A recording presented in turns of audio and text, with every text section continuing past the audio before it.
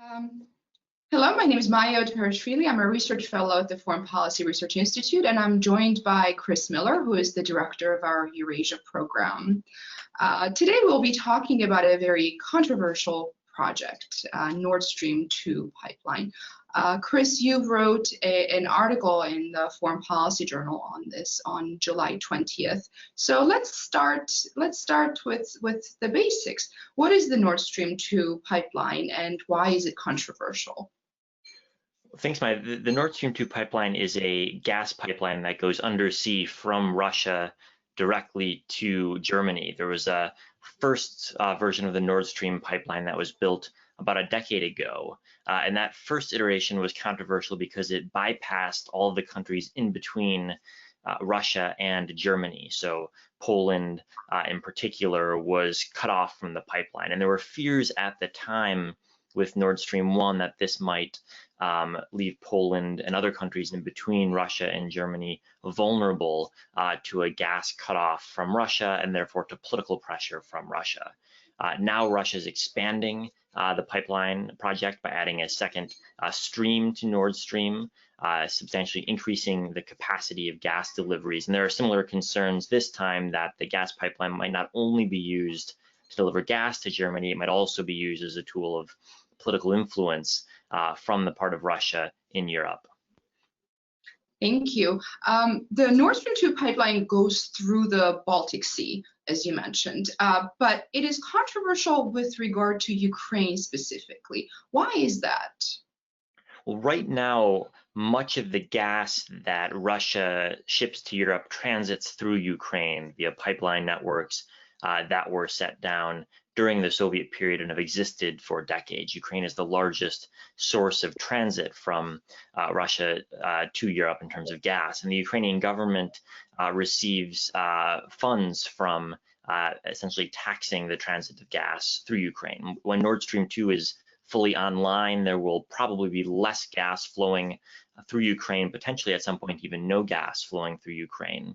And that will reduce the amount of funds that the Ukrainian government can receive from transit. That's one issue. The second issue is that there are some people who worry that just like Nord Stream 1 concerns, Nord Stream 2 might also enhance Russia's political influence vis-a-vis Ukraine. I think there are some justifications for concern there, but in reality, Ukraine is much more able to diversify its sources of energy today than it was just a couple of years ago. And we see that now Ukraine imports almost all of its gas from the European Union rather than from Russia.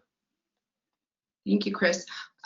You start your July article in the Foreign Policy magazine with a quote, "Get out now or risk the consequences."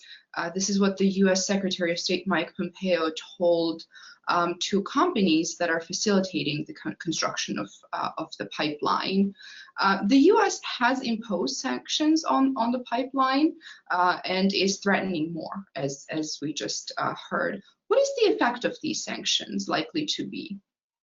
Well, the first set of sanctions that the US government has already imposed have delayed the finalization of the Nord Stream 2 pipeline. It's almost complete except for one relatively small section, and the sanctions made it impossible for non-Russian companies to complete the sections, and so Russia is now trying to complete the section on its own, and it's likely to do so at some point next year. Because Russia looks set to complete the pipeline relatively soon, the US is threatening a new round of sanctions that would make it difficult for other companies to engage in any sort of transaction with any Russian company involved in building the pipeline. So this could, if they're actually implemented, slow construction yet further and maybe potentially have the pipeline not actually brought into service. But it seems from the perspective of right now, additional sanctions look unlikely because they'd be extraordinarily controversial in Europe and especially in Germany, which would see itself as much as Russia as a victim of the sanctions. Chris, something very interesting comes up in this article, and that's the peculiarity of German-Russian relations. Can you tell us a little bit about that? Well, Germany and Russia are, on the one hand, very important trading partners. Russia supplies much of Germany's energy, and Germany supplies a substantial portion of Russia's manufactured goods and consumer goods. So they're important in an economic sense, but they're also in many ways political rivals. Germany is the most influential country in the European Union, and Russia sees the European Union and also NATO as political rivals in terms of setting the security agenda in Eastern Europe. But even though there's this rivalry aspect to the Germany-Russia relationship, in energy, there's been a deep and I would argue somewhat corrupt relationship between former German politicians and Russian gas companies. We see a number of instances of German politicians serving on the boards of Russian gas companies, and to me, this is rather unseemly. The German government is treating Russia as a geopolitical competitor in many ways, but at the same time, German politicians are collaborating very closely, even being on the payroll of Russian state-owned companies.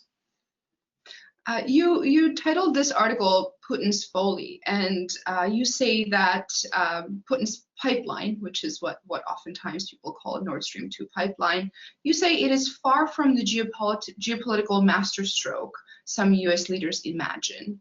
Can you tell us a little bit about why you said that? Well, the US threat of further sanctions on Nord Stream is based on the idea that Nord Stream 2 will really matter in geopolitical terms, that it will shift the balance of power either in energy markets or more broadly in security in Europe. And I think when you look closely at the effect the pipeline is likely to have, it's actually not that significant. It's not nearly as significant as its supporters in Russia or Germany claim, and it's not nearly as significant as its detractors allege as well. In fact, Russia and Ukraine have already signed a deal to guarantee that gas keeps transiting through Ukraine for the next half a decade. So Ukraine will still receive transit fees for at least 5 more years. So that's relatively less change than we'd expected.